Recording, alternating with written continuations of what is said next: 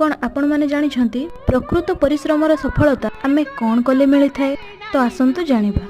गोटे दिनर गोटे गाँव में कृषकटीए रोला। से बहुत परिश्रमी थी, हेले तार फसल केबे भी भल हो नथिला। से सब बेले भगवान प्रार्थना करे कि प्रभु मते साहाय्य करंतु।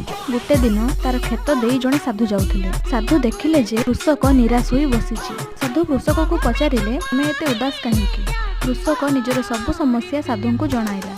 साधु हसी दे कहिले, "तुम परिश्रमर सफलता पाई तुमको धैर्य रखिबाकू पड़िबो। परिश्रम कर, धैर्य रख और निज काम रे ध्यान दियो। फल पाई चिंता करनी।" कृषक साधु को कथा मानि 2 गुण आहुरी परिश्रम कला और धैर्य मध्य रखिला। किछि मास परे कृषकर फसल एते भल हैला, पूरा गाँव रे कृषकर चर्चा हेबाकू लागिला। जीरो ए कहानी कहबार उद्देश्य एया जे सफलता को आशा रखी के हमें परिश्रम करबानी। परिश्रम करि चलिबा, सफलता हमको आपे आपे मिली जिवो। आ हमको सब बेले धैर्य सहित अपेक्षा करिबा पई पड़िबो। कहानी सहित एमिति नुवा वीडियो देखिबा पई चैनल को लाइक शेयर